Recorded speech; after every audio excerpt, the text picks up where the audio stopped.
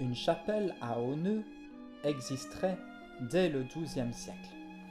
La nef et la tour sont les parties les plus anciennes de l'église. Un tremblement de terre, en 1692, provoque de gros dégâts à l'édifice. La chapelle est agrandie et transformée pour accueillir le chœur actuel et les deux transepts. Deux particularités s'offrent à nous à Auneux. Les vestiges d'une porte d'entrée dans la nef et les vestiges de fenêtres dans les murs de la tour. Car avant les transformations, le chœur de la chapelle se trouvait dans la tour. Actuellement, contrairement à la tradition chrétienne, le chœur se situe à l'ouest. La chapelle devient succursale épiscopale en 1885 et paroisse en 1903. L'Écriteau explique que le 29 juillet 1937, le curé Goblet et les paroissiens consacrent l'église d'Auneux à Notre-Dame des Pauvres. Le 12 mai 1940, le curé Goblet, avec ses paroissiens, avait fait la promesse d'ériger un monument à Notre-Dame de Banneux après la triste guerre de 39-45. Promesse tenue, la bénédiction du monument eut lieu le 16 octobre 1949 en présence de Monseigneur Kerkhoff, évêque de Liège.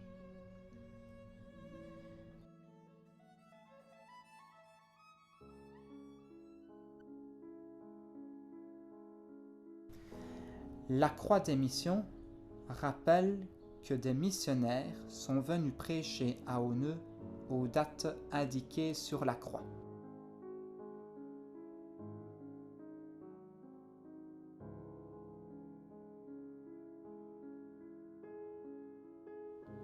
Les fonts baptismaux datent du XIXe. Les matériaux utilisés sont le marbre et le laiton.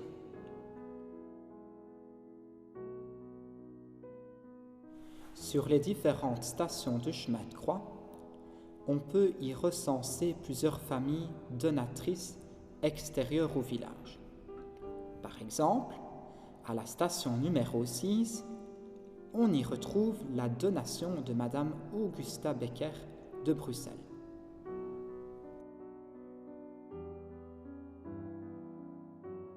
Comme le chemin de croix, les vitraux sont des dons de plusieurs familles différentes. De manière large, ils dateraient de la fin du XIXe siècle. Suite aux dommages de guerre, ils ont été restaurés en 1950. Saint-Hubert, représenté par une crosse et le corps de chasse. Saint-Joseph, reproduit par un couteau et la fleur de lys. Saint-Lambert, orné de sa mitre, de sa crosse et portant dans sa main gauche une cathédrale, probablement celle de Liège. Notre-Dame de l'Auxiliatrice, décrit par Marie portant l'enfant Jésus dans ses bras. Le Sacré-Cœur apparaît avec Jésus tenant dans sa main gauche un cœur. Saint Georges, saint patron de l'Église, symbolisé par un chevalier déterminé terrassant le dragon.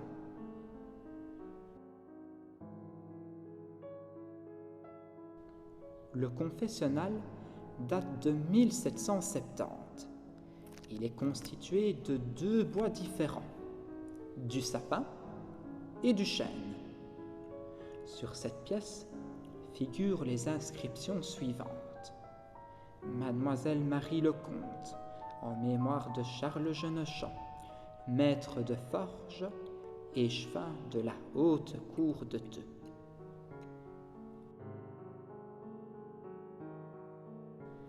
La statue de Saint Georges date du XVIIe siècle.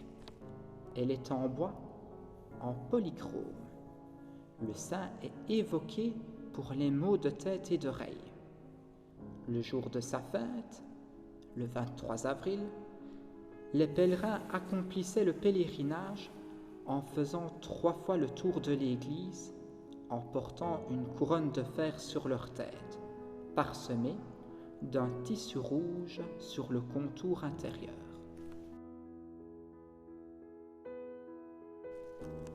Le nouveau chœur, où se trouvait auparavant la cure de la chapelle.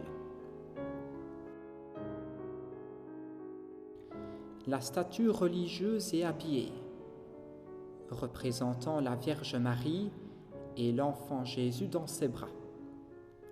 Il s'agit d'une vierge de procession mesurant 110 cm et datant de la fin du XIXe siècle. La peinture murale représentant Saint-Georges est due à Jean Libon, artiste local de Jusnanville. 3 projets ont été soumis aux paroissiens qui en ont choisi un. Sa réalisation a débuté en juillet 2015 sous le regard de Saint Joseph.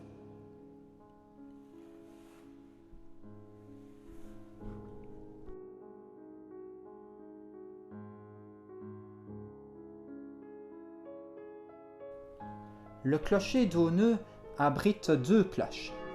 Une petite cloche qui sonne le son Fa et une plus grosse qui sonne le son La. Cette deuxième cloche remplace une autre érigée en 1926 mais enlevée lors de l'occupation allemande.